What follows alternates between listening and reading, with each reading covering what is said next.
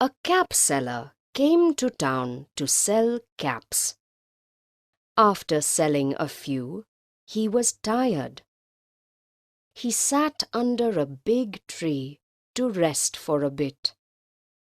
He kept his bag full of caps next to him and went off to sleep. There were monkeys on the tree. They saw the cap seller sleeping and decided to climb down. They took the caps from the bag, wore them, and climbed up the tree again.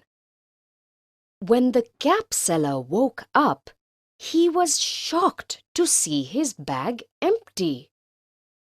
He searched for his caps. He looked up and saw the monkeys wearing them. The cap seller knew that monkeys imitate others. He quickly took off his cap and threw it on the ground.